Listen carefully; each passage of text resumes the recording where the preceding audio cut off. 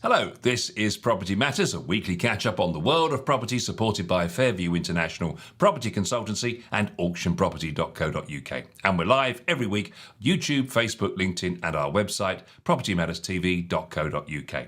If you're watching on the website, leave us a Google review, and if you're watching on the socials, get involved in the conversation below. Our email address for stories is hello@propertymatterstv.co.uk.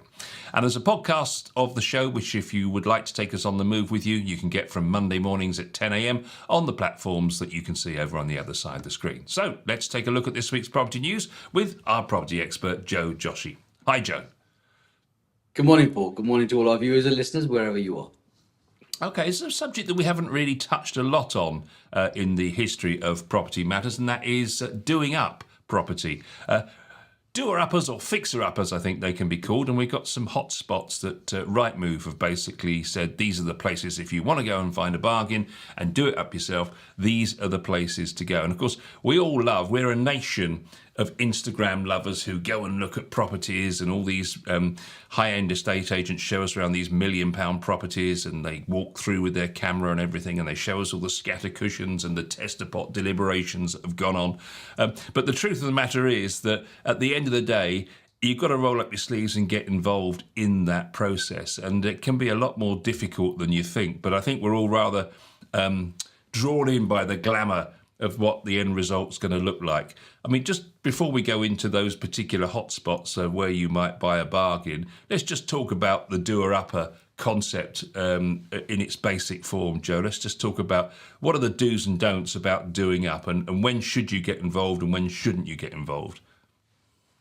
Yeah, it's a great nation-loving thing, doing up. I think property's always been one of those that has inspired people, and I suppose it kind of allows them to put their own mark on it. They've got their own ideas that they want to do something with it, and of course there's that sort of concept of that you would buy a doer-upper or a fixer-upper, as you would say, at perhaps a lower price, and then add value to it. I suppose the clear thing here is adding value in the sense that it's a personal value, because obviously I've put your own mark on it.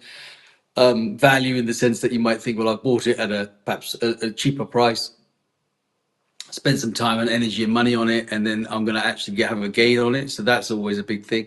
And actually, probably a biggest thing in that is exactly that, because people buy things and think, right, well, if I put this and design it and add to it, I'm probably going to gain some money. Because one of the biggest key things, which I've always discussed and said on the property, is that property is the best form, if not, one of the best form, if not the best form of investment that you can ever make. And so in the UK, people tend to spend most of their life looking to buy property. That's the if it was a top 5 conversation at any dinner table, it's normally right in the top 1 or 2. Property, want to do this to it, we've done this to it, we're going to go and have an extension, we're going to add this, we're going to do a loft conversion, could put a new kitchen, new bathroom. It's always a discussion at any point, to be honest with you. I can't think of the years gone by in my own life where that hasn't been a point of discussion, apart from the fact that I'm in the business. But more than anything else, that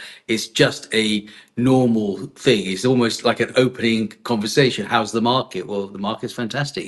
It's just one of those scenarios that people discuss. And so fixer-upper, do-uppers are really top of the list of what people would love to have, people want to buy, so they can add something to it from their personal point.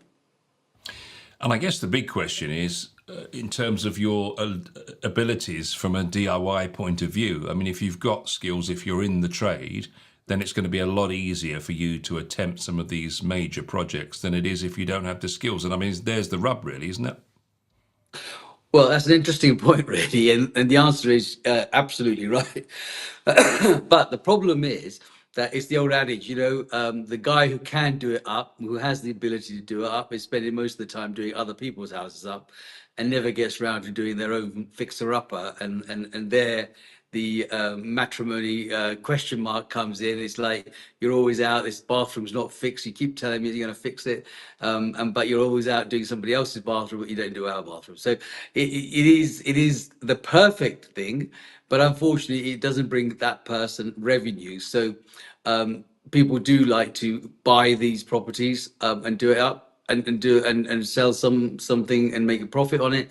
But the guys that can do it themselves are probably not always the best candidates for the job because they're going to spend most of their time doing somebody else's property. So you don't have to be in the business of doing it up.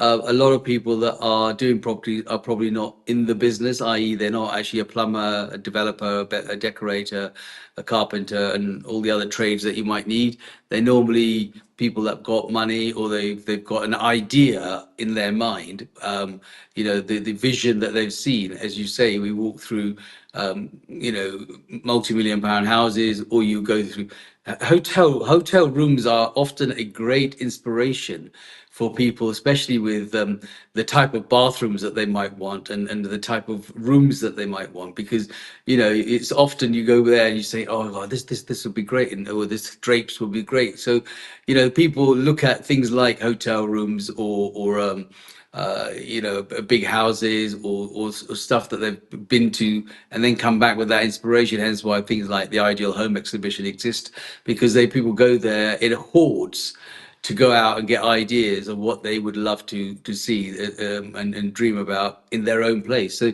yeah, we are a nation of fixer uppers and doer uppers, definitely. And in the study that Rightmove did, the study showed that homeowners can expect to pay around 327,000 for a doer-upper home, which is 44,000 or 12% below the current average asking price of 371,858. So there's basically a 12% saving. So 44 grand is your update price. I guess in a way, it comes down to whether you like doing that kind of work, I suppose, because I don't see the benefit, apart from the fact that presumably you're going to make it to be exactly how you want the house to be. I suppose that's the advantage.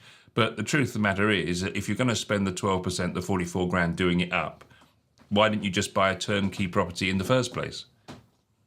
Often the case, isn't it? It's that $1 million question. But it's really about putting the mark on it yourself. And the 12% that you are saving before you buy the property, you're going to add probably another 12%, maybe more, once you've done it up and done it up to the current standards. So there are buyers out there that would just not like to do these things up, but would like to come and buy the dream. So, for example, let's take cars for as an example. There's a second-hand car market, and there is a guaranteed every year in, year out, brand new car market. There are people that will just go to the showroom year in, year out and just say, I'd rather just buy a brand new car, because I'm not one of these people that wants to go out and find a second-hand car and take someone else's troubles. And I don't have the time, the patience, the will, or the want. And I don't have the desire. I don't want to do it. So you can imagine how many millions of cars are sold brand new. So there's lots of people that would look at brand new cars. In the same way, there's lots of people that will just go and buy brand new houses because they don't want the same issue. They'd rather just go into a new home, have the comfort, enjoy, and maybe have another passion. Their passion might be that they travel around the world, or they've got other places to go. They go to the sun sometime, and they don't want to be coming home to a leaky tap or a loo that doesn't work, or whatever that scenario might be. So there's a nation that will just prefer things that are done up, and there's another part of us that says we like to roll up our sleeves and turn around and say we want to do this ourselves because we want to add value to it. We want to put our own mark on it. We want to decorate it to the current style that I've seen in the Vogue magazine or in the New House magazine or whatever it is that that inspires people. And that is because that's their mindset. Some people are mindset of putting that together themselves, their own vision, and some people are just say, you know what, I'd rather have the comfort.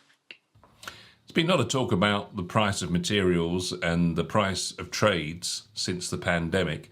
Do you think it's harder now to make a doer-upper work from a financial perspective than it was before the pandemic? Oh, no question about it whatsoever. I mean, the cost of materials and the cost of labor has shot through the roof.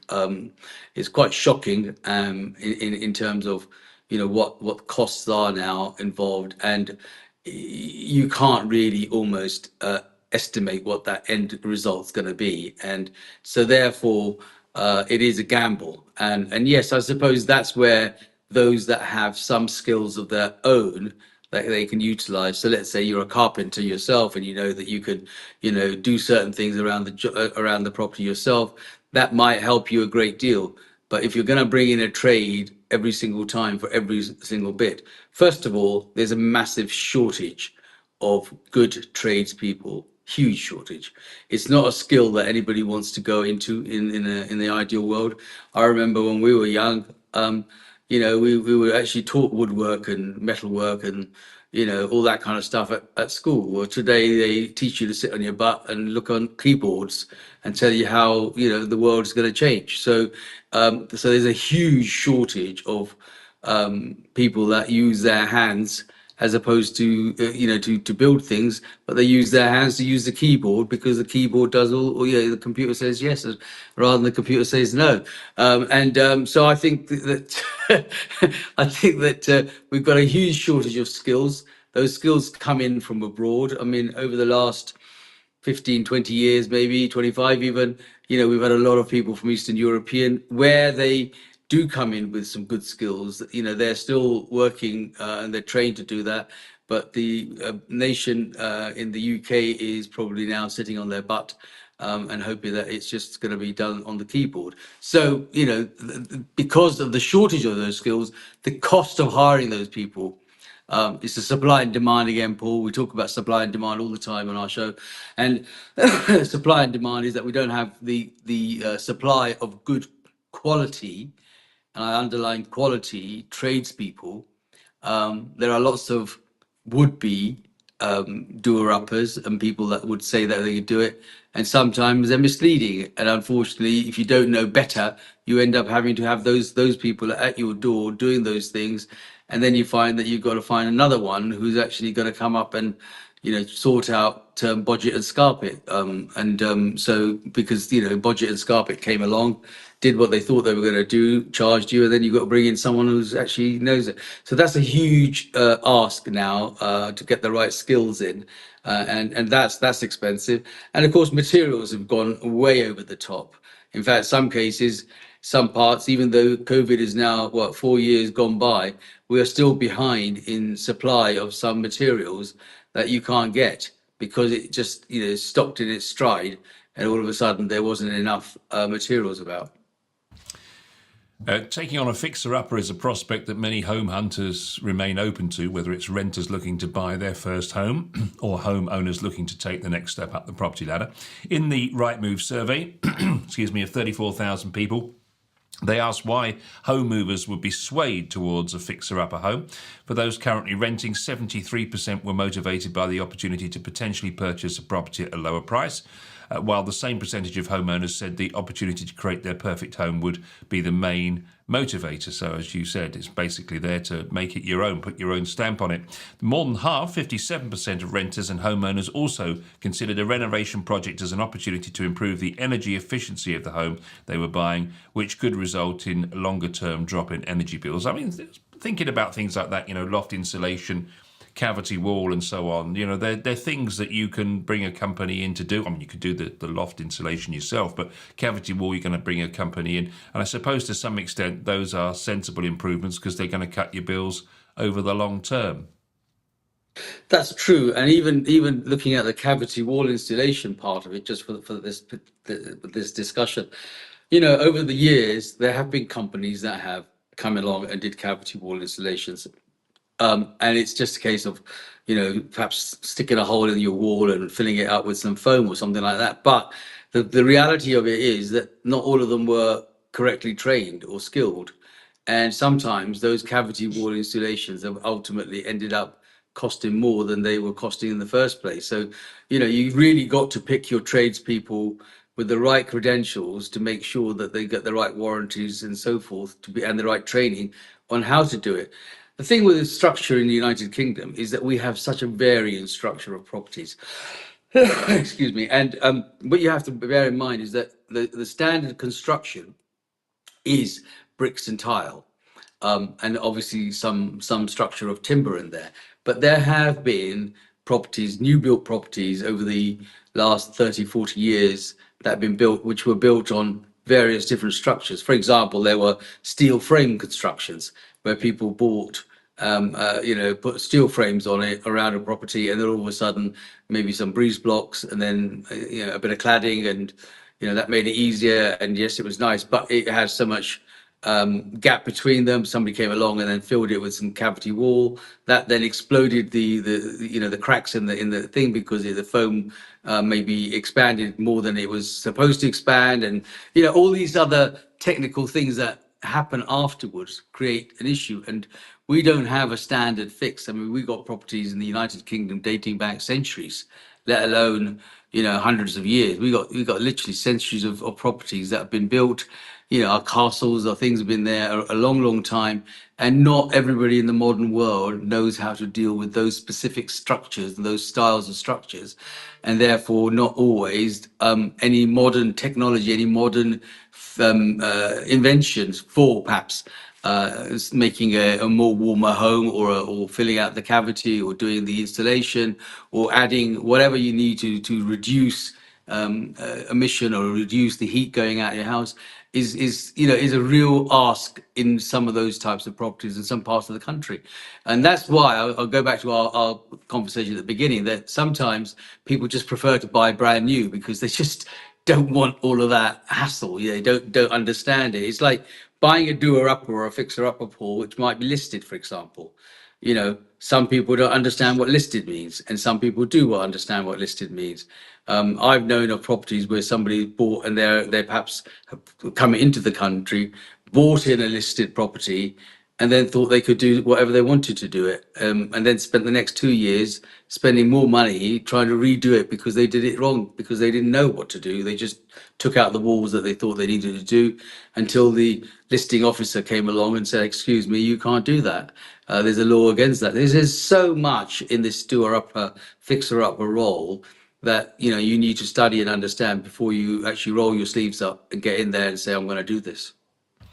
And then there's the other conundrum, of course, which is the sort of permitted development rights and so forth. So, the notion that you can extend the back of a property up to 4 meters and 3 meters high, excuse me, and you can do that without planning permission, and therefore you think, a lot of people will think, well, I can do this, I can do that, I can do that, I don't have to ask anybody for permission. But you can fall very foul very quickly with these things, and not least, even if you're just moving interior walls around, you're going to have building control look at these things. That's right. I mean, it's the structure and the weight of the structure. All the SAP calculations that they've got to do to support the actual walls, is to make sure the roof is aligned correctly and so forth. Because one thing off key can actually create a problem. Excuse me, it may not be instantly, but it might be over the years. All of a sudden, that corner has been weighted too much, for example, with a section, and that starts to fall into the ground, and then that creates a crack, and then you got issues all around. So yeah, I mean, if you just looked at fixer up as an aesthetic, i.e., go in there, color the walls a different color, put the new flooring down, add a new kitchen. So that is a different fixer upper. But sometimes, and I suppose the hidden thing about these fixer uppers, Paul, is the fact that it's not until you take it down you realize what you've actually taken down. Start a huge new section. So, for example, back in the old days, there used to people have these massive, I don't know, you probably remember them, these thick, quarry tiles stuck on the walls in the bathroom or on the floor and so forth. And they were fantastic. They were sturdy. They did the job. You take one of those tiles off the wall and you've taken half the wall off, because they were put in there with cement and bloody concrete, and so you think, oh, I'll just tip this off, and once you chip it off, the next thing you know, you've chipped the entire wall off, and behind that wall is something else, and that now has to be redone because that's rotten because of the water that's been seeping through the back, and before you know it, you've got your whole. So sometimes what looks good to the naked eye, it is probably best not to touch it, because that you think you're going to spend £1,000 and you just added another 2,000 because all the stuff at the back of it's gone. So costing is a huge thing in door uppers, and it's often that's where people fall foul, because they end up having to find the money, and then the job stops in the middle because you run out of money, and so it's half a door upper And as long as it's only done half, then you've not achieved anything. You haven't added value. In fact, anything, you've taken away value by actually touching it in the first place. Because now you've got to put it back together before you can actually get out of it. I've actually found, or not even found, a bathroom fitter that will actually take down tiles. They always want to put tiles on top of tiles, just because it's a simpler and easier task, as you probably outline. And then, of course, there's the issue with your builder that you've got to be really careful about, which, of course, is the overage bit. So, in other words, it just depends. And they use this caveat so often now, don't they? Well, we can only say it's going to be round this price because we don't know until we get in there what we're going to find. And then, of course, the next thing you know, there's extras added on. And I actually read that recently it's wise, if you've got a project that's £100,000, you need another 100,000 for potential overspends. Oh, definitely. I mean, this is what I'm saying. You don't realize until you've actually tapped that tile off the wall that all of a sudden you've got this new hidden extra problem, and that's going to cost money. And so there is a part of a doer-upper which you can say is aesthetic and you can just fix it up and without having to do too much. But there is a huge part of the doer-uppers that people touch sometimes and then regret touching it. I know personally that I've done that myself. I've looked at things and I thought, well, we'll just do that bit, and then well, that bit leads to the next bit, and because the next bit doesn't look right, then you got your lady of the house sort of saying, well, actually, we should have done this bit because now that doesn't. I'd rather you just not touched it in the first place, but you've moaned most of the time because it doesn't look right for the time when you didn't touch it. Now you did touch it, it comes, and it's just an ongoing issue that you've got to be. So my advice is that think very, very carefully about the fixer uppers, take the costing into consideration seriously, look at it properly, and make sure that you've costed it right and you have the funds to do it. If not, it's almost probably better not to do it, and not start something that you can't finish. I suppose, in a way, you could consider, if you're prepared to sort of, I suppose, slum it to some extent, you could sort of do some basic stuff as you move in, and then over the next couple of years, with some people getting an annual bonus, you could spend your annual bonus on doing the next part of it. There isn't this need to get to house perfect within 3 months of moving in.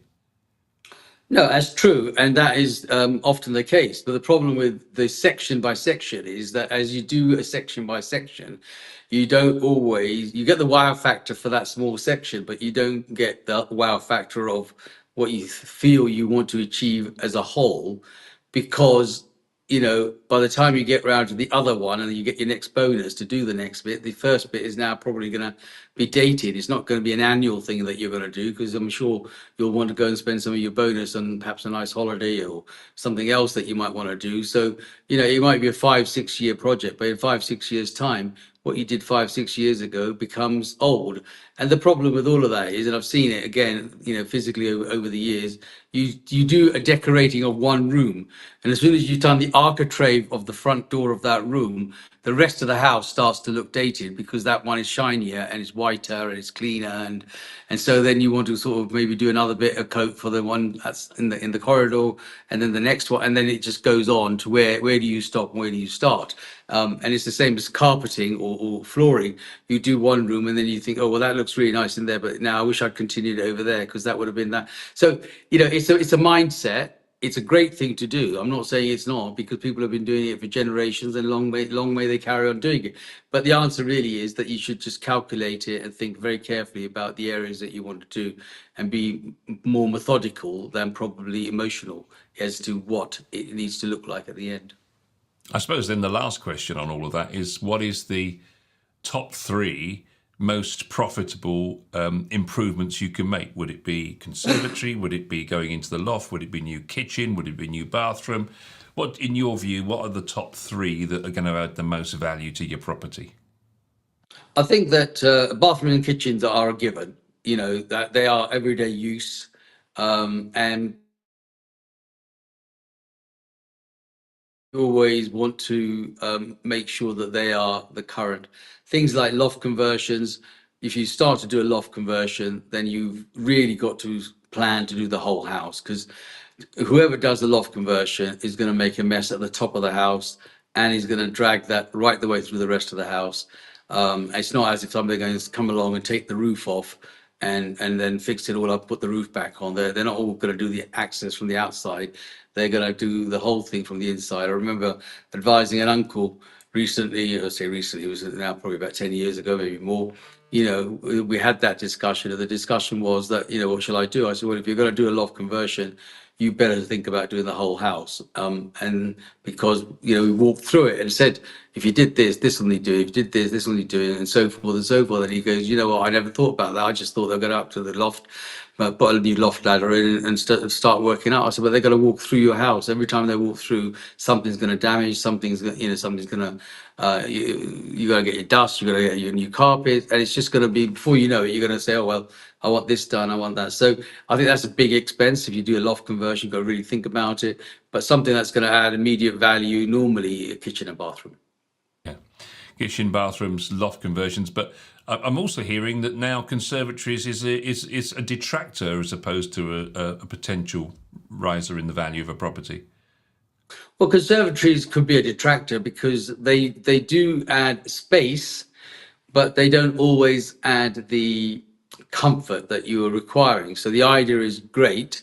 I think you've got to take it to the next stage of the conservatory, perhaps to play on words, that maybe more of an orangery than a conservatory, where part of your structure is going to be a proper structure as opposed to a UPVC or PVC structure. So you've got to think about those actual structure points that are important. So when you look at conservatories per se, they might be built on a small foundation because they're not a permanent structure. They haven't created a proper foundation, dug the right levels to make sure that it's sturdy, and then to make sure that the infrastructure that is now on that foundation is of good quality. Now, when the conservatories were originally brought in, the idea was that they were more of a sun lounge, a sun room of some sort for a short while. But unfortunately, we have so little sun in the United Kingdom that they don't really serve their purposes. So they become a cold room for what it's worth. And you don't want to go in there, and normally it's housing lots of other things. So it becomes just another storage area. You've got to have those conservatories turned into a proper room. And of course, to do a proper room, you'll need planning permission, though under permitted development rights, that has now been eradicated. You can build up and around a certain amount without the planning permission, but you still probably require some sort of building regulations.